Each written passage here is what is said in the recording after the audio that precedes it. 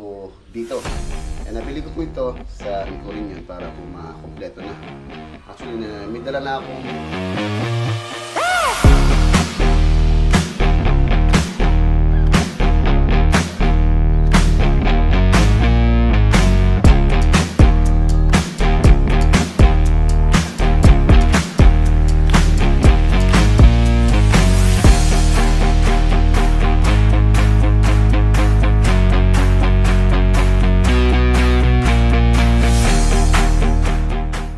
ng dadagdagan mo nasi. Sabi si Jojo. Ayan mga boss, iwan na natin sila. Yung 2-piece na water closet, yun po yung magkahiwalay.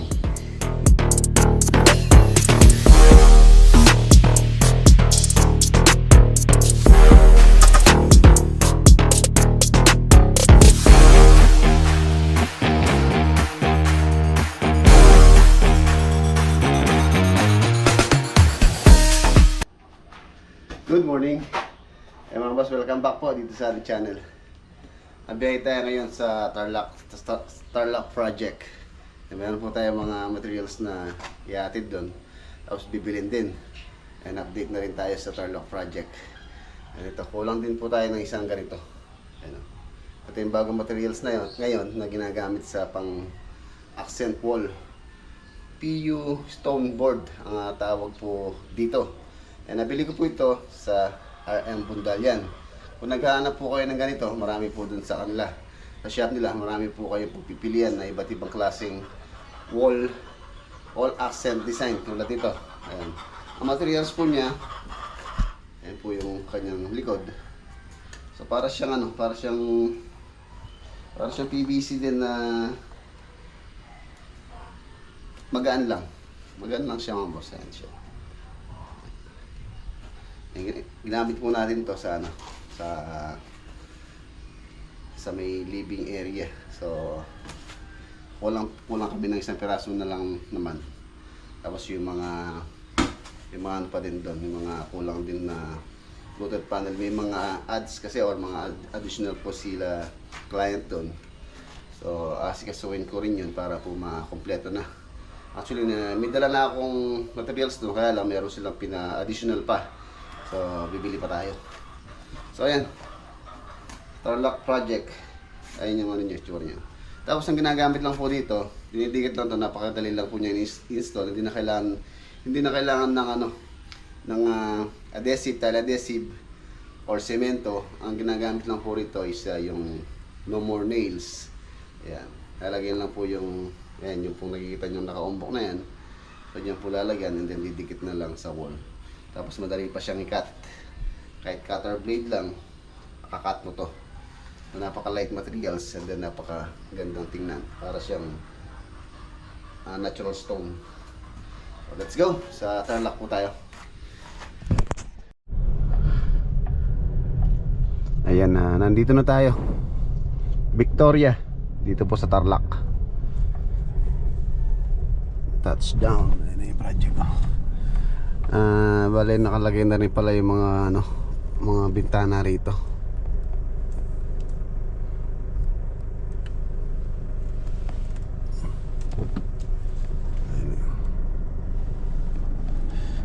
Yun wow. Ayan mga boss, nandito na tayo. So yun na po yung kanyang harapan. Ayun yung mga bintana na install na. Gray po yung frame nya. Tapos dark gray yung kanyang mirror. Meron pa po mga cladding dito yan. Kung mapapansin nyo, hindi pa siya napipinturahan. Kaya po hindi pinipinturahan yan dahil may cladding pa po yan. So may huli na naman namin ilalagay na yon. Kasi nilagay yun, as it is na po yun. Hindi napipinturahan. Kaya pwede na siya mahuli. So dito sa may harapan dito, sa may porch, meron pa po design dito rin na ilalagay pa dyan. Ayan, medyo ayos na rin dito. Hindi kasi kami makapagawa pa rito gawa ng ginagamit pa natin stock pile itong harapan. May ginagawa pa sa likod, yung bakod sa likuran. Ayan o. Ayan po yung gray na frame. So si Poy Poy siya po yung nag-install dito. Gray frame and then dark gray yung kanyang pinakasalamin. Ayun yung dark gray na mirror. So dito sa loob pwede na tayo mag-finish niyan. Ayun o. Ayun po siya. Tapos ito yung main door. Okay na rin po yung main door niya. Walang finish pala nito, hindi po siya gloss. O pansin nyo, matte. Which is para sa akin mas maganda po itong ganitong finish. Ayan. Iba-iba naman po yung ating gusto sa finishing. So para sa akin lang, mas nagugustuhan ko itong ganitong finish. Mas maganda siyang tingnan kaysa sa gloss. Ayan. So pwede na tayo mag-finish.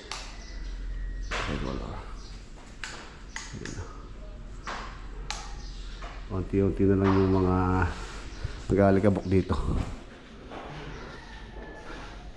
Tapos ayun po yung binili natin yung cladding na additional pa ni client dito. Ito. Ayan. PU stone board ang tawag yan. Ayan po siya. Tapos meron pa dito to. Meron pa siya rito. Ganon din, fluted panel. Ay, ang ganda niya. May kulang. Halos isang piraso na lang po yan. Ang sukat pala niyan is 60 by 120 or 2 by 4, 2 feet by 4 feet ang sukat po niya sa feet or sa inches.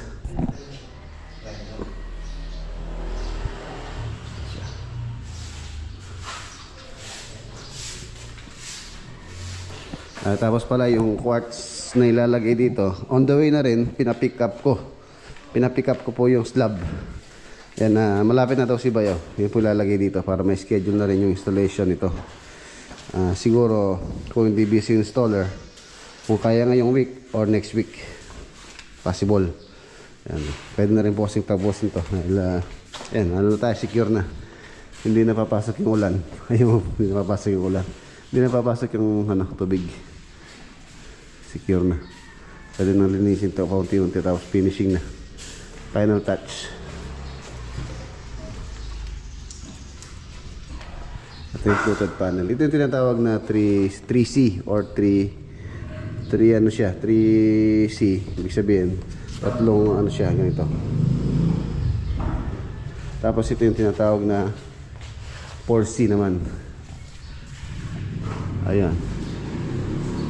4 channel. Ayan, yung 4 channel, yung maliit. Alos nasa 1 inch lang yung kanyang pinaka channel.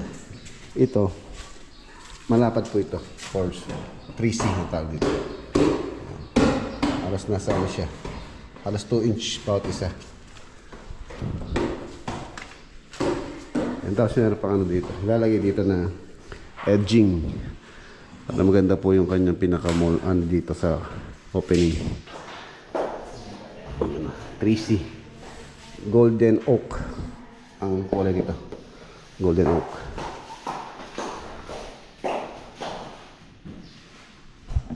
Ganda na yun. Tapos meron pang wall lamp po rito yan. Ayan, wall lamp. Kaya meron din po siyang design doon sa gilid doon. Yan po yung magiging purpose niya. Dahil meron tayong accent wall dito sa area na yan. Pwede rin pinturahan to. Nag-sample kami ng pintura dahil gusto ni owner na medyo dark ng konti. Pipili na lang siya dito kung ano gusto niya. Light materials lang po yan. Ang presyo nito, yung mga nagtatanong, ang presyo nito sa Wilcon yata, kung hindi ako nagkakamali, nasa 1,300 isa. 1,300. Mga ganun yata ang presyo nito. Pero sa Abundal yan, sa kay Mas Rodel, medyo mababa ng konti doon kumpara sa sa mga hardware na malalaki. Ayan.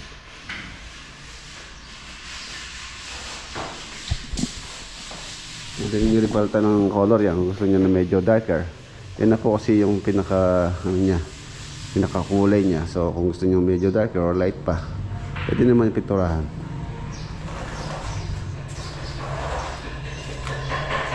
Kasi ito yung mga mga room. Ito yung room 2. Ayan, okay na rin to. Halos ginis-ginis na lang dito. Ayan. Tapos na tayo. Halos Yun na lang vanity rito. Mamaya pala dadaan ako para mabili ko na rin to. Hindi pa nabili yan. Saka yung mga ano dito. Yung water closet nandito na. So shower na lang po yung wala dyan. Yung lavatory dito. Ang gusto ni owner dyan yung nakapatong yung basin type. Hindi, linis na. Wala nating magano. Punch list na rin. Check. Ito po. Ito po yung kanyang pinaka frame. Double frame siya. Meron pa siya frame dito. Bago yung pinaka frame ng window. 900 series pala ang kapal nito. So kung nagpapalagay kayo ng aluminum, gusto niyo ng makapal na aluminum, makapal na frame, ito po yung ma-recommend ko, yung 900 series na aluminum. Aluminum po ito. Powder coat na color gray. Gray color. Hindi naman siya ganun kaalog. Mas okay lang naman din. Ganda. And then, isa pa sa pinalalagay nila kaya client dito, papalagay din po sila ng ng security grills. Security grills. Lahat ng possible na dadaanan ng mga masamang loob. So, kailangan natin lagyan ng security grills para for safety purposes. Marami. Lalo na itong mga bintana yung lights malalaki. So, kung gagawa tayo ng security grills, marami din po. Ito yung angle. Yan yung lalagay dito. Same color lang din po yan.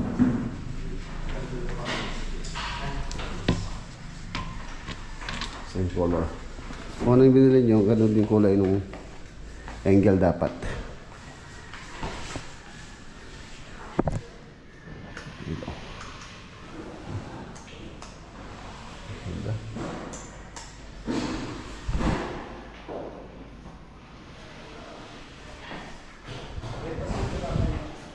Kasi ito yung magiging pinaka-auxiliary kitchen. Hindi naman natin masabing dirty kitchen dahil napakaganda rin ito. Parang formal kitchen din kung tutuusin. Yan, lalagyan din po ng quartz yan. Malapit na raw si Bayaw. Ayun na yata. Ayun na nga. Itong mga slab na quartz na to, galing pa po nga yan, Bulacan.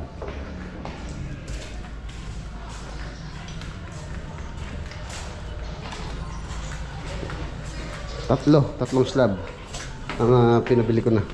Ibalik sumobra. Ayun. Ang size pala niyan is 1.8 by 2.7. Thanks. Pumuhi. Pero man pa'y mawili yan siya. Check up ko niya naman. Diretso mo muna, ma'am.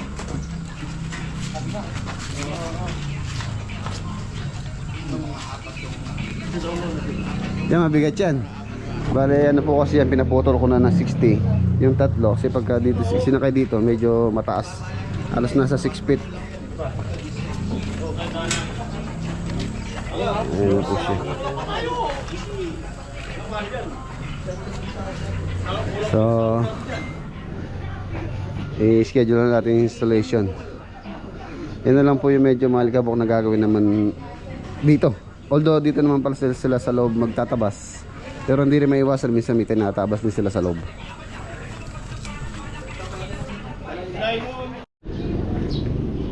So ayan, ayan na po siya. Yung ilalagay natin quartz sa loob. Tapos ito na rin mga boss, magsisendan po ako ng tiles na pwede pong ilagay dito. Ito na lang kasi wala naming tiles. Tapos pinapa-tiles na rin nila yung area na to, yung paikot. Ganon din dito sa kabila. Yan, kausap ko na rin si Ate Luz. Shoutout po, tsaka kay Sir Basti. Yan, ang ganda nitong door. Ganda.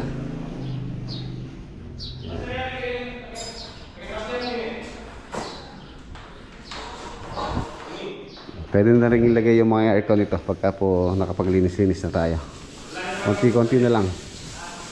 Ayun na, nilagay na yung edging. So mas malinis siyang tingnan pagka meron siyang ganito. Yun din doon.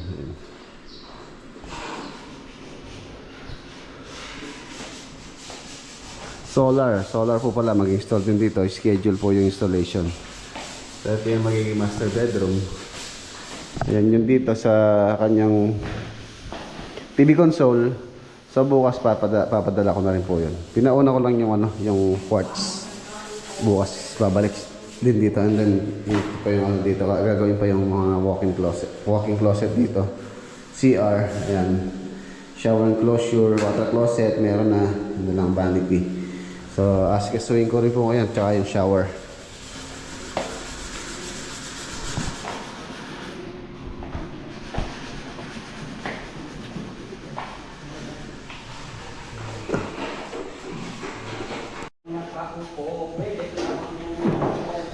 Ayan, tapos railing. May railing po ito. Huli na yun. Tatambakan tong likod na to. And then magbabawas ng mga halaman dito. Ayan, nandito na sila nagpa-plastering. Halos malinis na rin yung perimeter fence dito sa likod. Taas na. Yung privacy na. Dati hanggang dito lang yan. Ayos. Ganyan lang po yung bakod. Madaling akitin. So ngayon okay na. Ayan. Tatatambak po ito. Tapos yan, pagka natanggal itong baras na to, maluwang na po ito. Nangyari na to.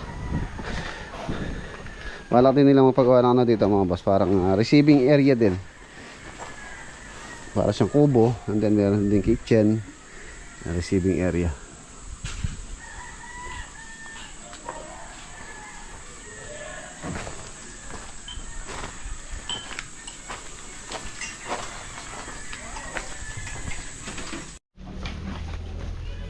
Tayo. Lunch break. Ba? Nakos nga buro. Dito nabili ito. Alasan ni buro rayat. Na? Maslam. Hindi ko formula sa ano, matagal na siguro kaya maasim. Yung bago, hindi masyadong maasim. Pagka maslam, dapat dagdagan mo nasi. Yung buro. Tapos dito yung tilapia. And then ang palaya at saka talong. Ay, maraming salamat pala sa sa soft drinks. Soft drinks ni Ate Luz. Sabi mo, Jo, ikaw. Alam ko, Jojo. Tawa yan. Sabi si Jojo. Niloloko mo kami, Jo. Tawa? Marunong ka na pala mo. Libre si Jojo daw ah. Sabi mo, ikaw nung bumili.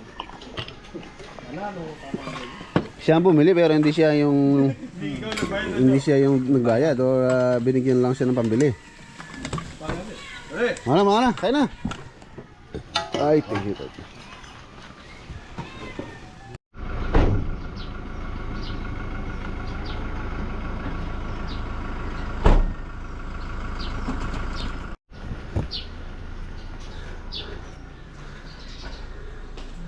So ayan mga boss, iwan natin sila. So ito meron pa po ito. Ito yung mga water closet. One piece na water closet. One piece ibig sabihin isang ano lang po siya, isang bahagi.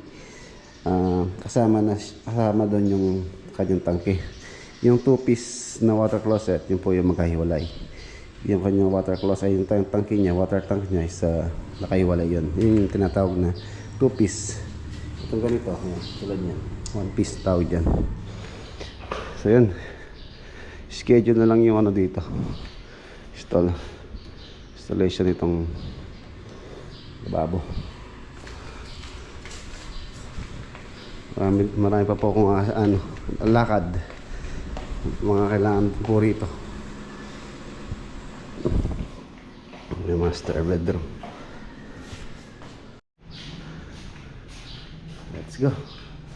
Ganda na oh. Pagka nalagyan pa po ng curtain yan. Siyempre may curtain po yan. Tapos yung mga lock set pa yung ating asikasuhin. Tara.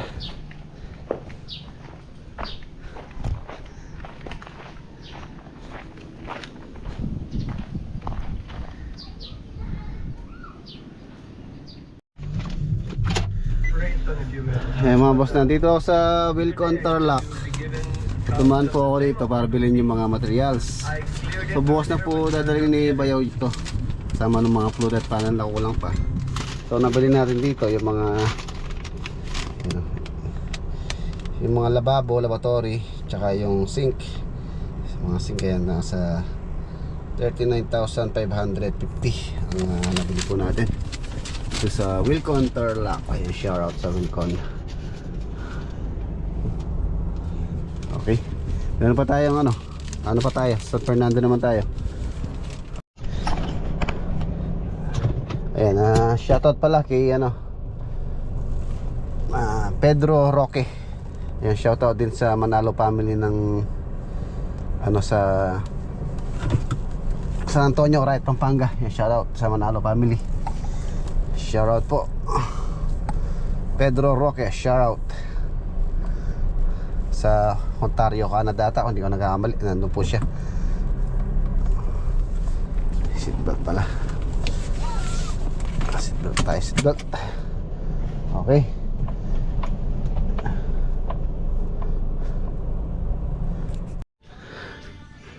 Ayan, nandito na tayo. Kinuha ko yung pinagawa kong lona dito sa tent. Ayan po yung tent na pinassemble ko. Ang size nito 4 meters by 5 meters. Tapos dalawa po yan. Meron pang isa na 3 by 3. Nagpagawa ko ng lona kay Francis Maglalona dito sa Ilaug, Mexico. So subukan namin, assemble namin ngayon para makita kung lapat. Ano, magagamit po natin to. Very useful po pagka mayroon kang ganito.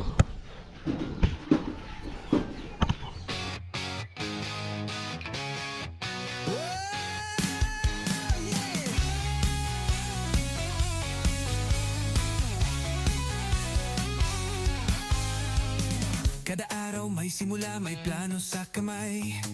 Lakad sa seat kahit tirik ang araw, ulan ang sabay. Rexlog Construction, to ang aming daan.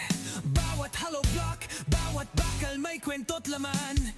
Hindi lang ito trabaho, to'y pangarap na buo. Kada buhos na Yun ayan po siya. May tali po yan dito sa gilid. Hindi ko muna yung nilagay dahil hindi naman natin pe-permanent ito. Pag kailangan lang. Kasi nilagay natin dito lalo na may bagyo. So baka lipa rin. Ito nga nililipad dyan. Nilagyan ko lang yan ng tulos. Ito ano po yun, 6 by 6 meters or 20 by 20 feet yan. Ito 4 meters by 5 meters yan. 4 by 5. Meron pa siya logo natin. Yes. Tapos ito yung isa. Itong isa, maliit lang po ito, 3 by 3 lang to. 3 meters by 3 meters. Ayan. Ayan siya. Ganda to. Pagka maliitan na kailangan. Ito dito. Magandaan dito mga mas matibay. Tubo na. Kasi yung binili ko dati yung actually tatlo yung nabili ko dito. Homestar yung brand. Yan, isang sapul lang ng hangin. Wasak na. So sa tansya ko mga boss, yung pong naging gastos ko rito, lahat. Ito kasing lona, ang presyo po niyan, yung dalawa, 10,300 ang paggawa ko dyan. 10,300. Tapos itong mga bakal, ginawa nila ng 3 days yata nila ginawa ito, or 2 days. Yung more or less sa tansya ko nasa mga around 20 to 25,000. 20 to 25,000. Mga ganyan nagastos ko dito. Yung dalawa na yan. Yun, 3 years ago. Alas 3 taon na po yun. Ang bili ko doon is 27,000 yun. Yung malaki na yun. Makapal po yan. Yung kanyang lona para tatagal siyempre. Makapal siya. White. Ganun din. Meron din siyang logo. Logo. Diba? Saka puti yung kinuha ko. Para kahit anong okasyon. Bagay. White. Para malinis din tingnan. Malinis yung tingnan pagka white. Magsisinigang kami ng ng bangus. May bunga kasi yung santol kanina doon. Kinatilos sa likod. Nagpakuha ko ng santol. Dito may kangkong. Malakas yung ulan kanina. Lumaki na naman yung tubig. Doon ta! Doon ta ba doon? Diyan lang! Tatapin ako siya ng kangkong. Ang ganda ng kangkong dito. Taba. Sarap nga ito, adobo eh. Sa ano nga, Chowking. Mahal ng adobong kangkong. Diyan o, yan. Taba yung kangkong dyan. Adobong kangkong tayo. Tsaka ano, terador. May tubig na. Pero pagka po hindi umuulan, tutuyo naman siya. Kaya na, malakas daw yung ulan dito. Yan, dyan ang taba. Yan doon o.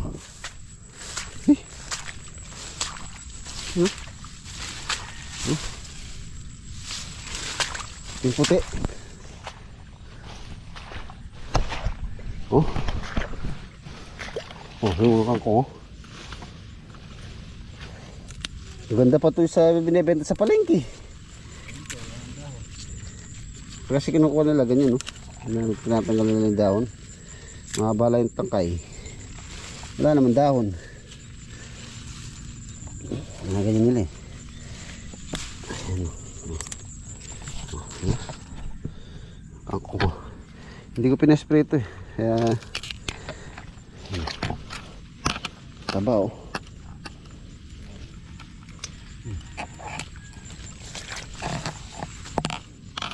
Puti pa. Huwag yan ano. Yung puti. Huwag yung brown. Hindi baboy ka lang oh. Sarap sa pagkain ng baboy ito.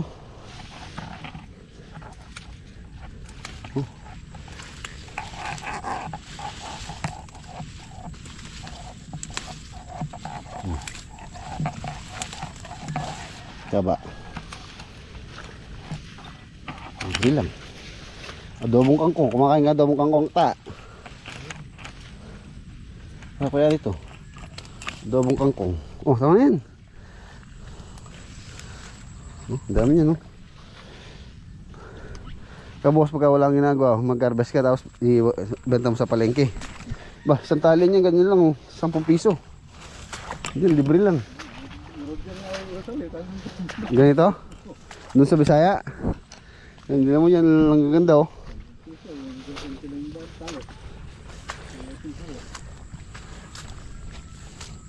Isda kaya to.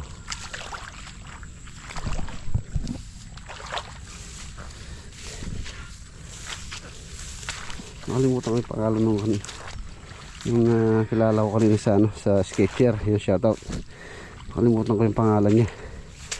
Sa ano po yun dumaan ako sa sketcher kanina dito sa may NLEX. May nakakilala sa ating subscriber natin. Dati daw siya sa Singapore. So nakalimutan ko naman yung pangalan niya. Tinanong ko na kanina kaya nung nawala sa isip ko. Yung shoutout na lang po sa inyo sa sketcher dito sa may ano NLEX sketcher. Shoutout. Kita tayo bukas sunset.